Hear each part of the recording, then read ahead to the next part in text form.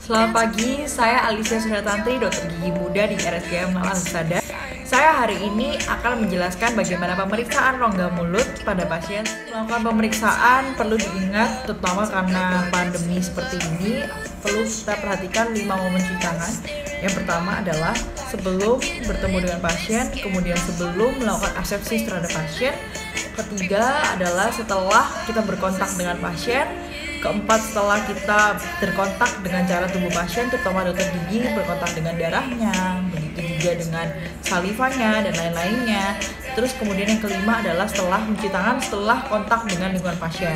Pemeriksaan rongga mulut pasien, hal yang pertama yang sangat penting yaitu adalah salam terlebih dahulu. Jadi diperlukan dokter untuk salam dengan ramah. Jadi perkenalan diri seperti, halo, nama saya Alicia Suryatantri, saya dokter gigi muda di RSGM Malang Husada. Di sini akan menangani ibu namanya siapa, saya dengan ibu siapa, kemudian ibu umurnya berapa, kemudian ini alamatnya di mana, kemudian pekerjaannya apa. Ini berhubungan dengan lingkungan pasien yang nanti keluhan pasien yang dialami. Ini di saat anamnesis kita bisa tanyakan keluhan pasien seperti apa. Jadi pertama kita tanyakan, ya ini ibu pertama kali datang ke klinik ini atau pernah sebelumnya datang ke klinik lain, atau bagaimana keluhannya ibu seperti apa, kemudian ini sejak kapan ibu sakitnya, lokasinya di daerah mana, terus kira-kira ibu sendiri ini ada mengonsumsi obat seperti apa, apakah ada alergi obat, kemudian apakah ada faktor yang mungkin memperberat ketika ibu mungkin minum atau makan yang bisa memperberat rasa sakit yang dirasa. Kemudian apakah ada kebiasaan buruk pada pasien, mungkin merokok atau mengkonsumsi alkohol. Juga ditanyakan mengenai rasa sakit itu, konsistensi sakitnya seperti apa, apakah nyut-nyut atau bagaimana, atau rasanya panas atau bagaimana. Tidak lupa juga tanyakan keluhan pasien itu seperti apakah riwayat pasien sebelumnya, kemudian riwayat keluarga pada pasien yang hubungannya nanti dengan penyakit sistemik dan keadaan umum lainnya yang diderita oleh pasien. Setelah kita melakukan anamnesis, kita mendudukkan pasien di dental chair.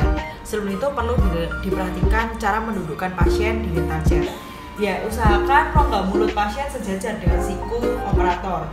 Kemudian pasien diinstruksikan untuk duduk menengadah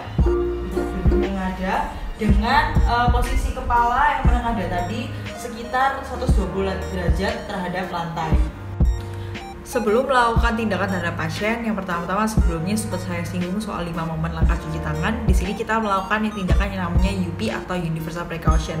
Universal Precaution bertujuan untuk melindungi baik operator maupun melindungi kesehatan dari pasien itu sendiri supaya tidak ada kontak atau jangan sampai terjadi tindakan infeksius seperti itu. Yang pertama-tama yang perlu dilakukan adalah menggunakan masker terlebih dahulu. Pertama tangan ini dibasahi terlebih dahulu, ambil sabun sedikit menggunakan siku supaya mengurangi kotoran ya. Kemudian kita cuci tangan 6 langkah. Yang pertama seperti ini, 2, ketiga, keempat, kelima, keenam. Kemudian bilas dengan air mengalir, tutup keran dengan siku. Kemudian kita keringkan dengan tisu steril. Kita ambil handscoon yang sudah dilipat ini, akan handscoonnya itu sesuai dengan ukuran tangan ya. Kita bisa melakukan pemeriksaan klinis pada pasien. Yang pertama, kita akan melakukan pemeriksaan terhadap ekstraoral pada pasien terlebih dahulu. Cek apakah kepala pasien ini asimetri atau simetri. Yang dilihat ini bisa dilihat dari samping, dilihat tegak lurus, apakah tegak lurus kepala dengan bentuk rahangnya. Di sini untuk melihat apakah terjadi deformasi antara rahang atas dengan rahang bawah. Juga sekaligus kita melihat dari garis lurus dengan dari samping ini untuk melihat apakah bentuk kepalanya ini merupakan brachiosefali, hidrosefali, atau mikrosefali. Jangan lupa perhatikan bentuk ekspresi pasien ketika datang ke saat berobat ya. Dilihat apakah dia ekspresinya pucat, letih, lesu, atau dia sedang menahan sakit. Setelah itu kita lakukan palpasi dengan operator dari di belakang pasien. Kita lakukan pijatan ringan dengan menggunakan jari tengah. Kemudian jari telunjuk dengan jari manis tujuannya di sini untuk merasakan kulit atau jika ada pembakaran atau bawah kulit dan sebagainya. Kita lakukan pertama dicek dulu untuk ujian limfo di submentalis, kemudian di submandibularis, kemudian di sublingualis, kemudian post aurikuler, kemudian kita melingkari kuping ke depan, pre-aurikuler. Kemudian pasien kita instruksikan dari sini untuk parotis. Kemudian kita instruksikan pasien untuk menoleh ke samping dari sini jika ada bengkakan biasanya terlihat. Terus kemudian kita juga bisa lihat di regio coli. Kemudian jangan lupa dicek juga untuk daerah TMD-nya ya, temporomandibularisnya. Kita lihat dengan cara pasien ditekan di daerah sini dan di dalam kuping ini dengan pasien diinstruksikan untuk membuka dan menutup mulut. Buka ditutup mulutnya, ya, terus kemudian ditutup. Jangan lupa dicek batas bibir, sudut-sudut bibir, kemudian dicek warnanya apakah di daerah bibirnya kemerah atau bagaimana, kemudian bentuk pipinya apakah bengkak sebelah atau bagaimana bentuk bibirnya. Kemudian jangan lupa juga dicek suhunya. Sebelum melakukan pemeriksaan IO, disiapkan dulu alat diagnostik. Di antaranya ada kaca mulut ya, diperlukan dua, satunya untuk retraksi, satunya untuk melihat sebagai kaca, dilihat untuk giginya, kondisi gigi, kemudian dan lesi di mulut. Setelah ini saya akan jelaskan secara rinci dan lengkap kira-kira seperti apa. Kemudian siapkan sonde, ini bisa menggunakan sonde lurus, bisa menggunakan sonde setengah bulan. Kemudian siapkan juga ekskavator ya, ini ekskavator untuk bantu untuk melihat-lihat juga. Kemudian ini ada pinset, ini pinset biasanya untuk cotton pellet untuk membersihkan waktu nanti asepsis bisa. Kemudian juga untuk bisa menggunakan juga klor etil untuk tes termal pada pasien tersebut. Pasien diinstruksikan untuk membuka mulut. Pada pemeriksaan ini dilakukan inspeksi dan palpasi untuk melihat ada pembekakan, lesi, ataupun ulcer. Apabila terdapat ulcer, maka harus melihat dari 8 karakteristik ini. Ada lokasi, single atau multiple, kemudian ukurannya, bentuknya, dasar ulcernya seperti apa, tepi, sakit atau tidak, kemudian waktunya berapa lama, seperti itu. Nah, ini yang pertama kali diperiksa. Di sini ada mukosa labial dan bukal. Nah, pada vestibulum labial, kalau kita lihat ini labial dan bukal itu tersini kalau ditarik terdapat frenulum. Dapat diperiksa dengan cara menarik bibir dan pipi dengan keluar, ke atas, dan kemudian ke bawah. Kemudian di sini kita melihat ada palatum durum yang diperiksa. Nah, daerah ini itu harus diperiksa karena dia sering terkena makanan panas atau terkena panas karena makanan dan sehingga terjadi abrasi. Juga bisa melihat ini ya, daerah tonus palatinus apakah ada pembengkakan atau normal. Lanjut.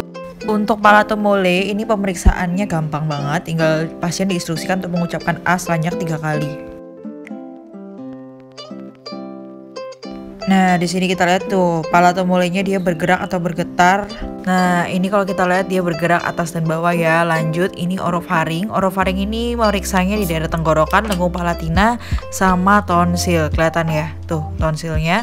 Lanjut kita melakukan pemeriksaan lidah. Untuk pemeriksaan lidah ini operator pakai kasa pegang lidahnya pasien, kemudian pasien diinstruksikan untuk menjulurkan lidah ke depan, kemudian juga ke samping. Di sini tujuannya untuk melihat papila sama melihat apakah ada perubahan struktur dari warna lidah. Contoh ya. Jadi kalau misalnya lidahnya pucat dan mengkilat, itu biasanya di anemia. Terus kalau misalnya lidahnya merah tua, terus terasa perih, terus mengkilat, itu berarti avitaminosis. Kemudian lanjut.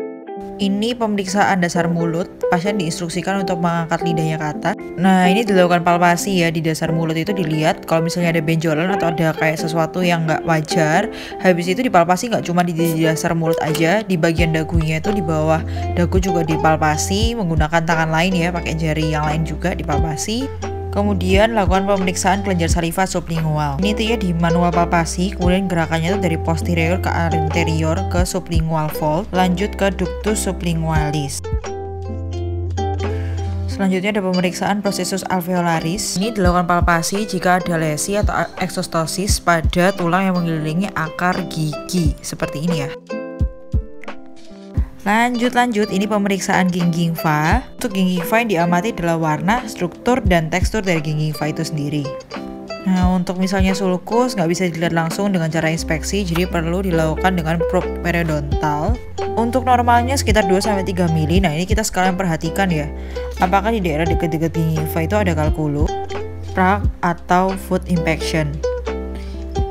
Terus pemeriksaan gigi geligi. Nah, kalau misalnya gigi geligi yang dilihat ini ada karies atau enggak, terus restorasinya seperti apa, terus kondisi gigi tiruan seperti apa, terus penilaian mobility, sama melihat kalau misalnya kalkulusnya ada atau enggak buat nilai oral hygiene-nya. Kemudian juga dilihat jumlah giginya gimana, berapa, terus sama malformasi giginya.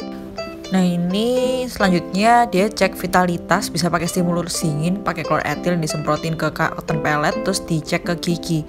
Jadi kalau misalnya ada kayak rangsangan itu bisa kelihatan, atau nggak bisa pakai gutta perca yang dipanasin untuk stimulus panasnya. Terus ini mengecek sensitivitas tekanan terhadap tekanan ya, di perkusi ini juga mau tahu nih sakit atau enggak. Nah, kalau sudah diperiksa semuanya, maka didapati diagnosisnya. Saya mengucapkan terima kasih dan stay safe.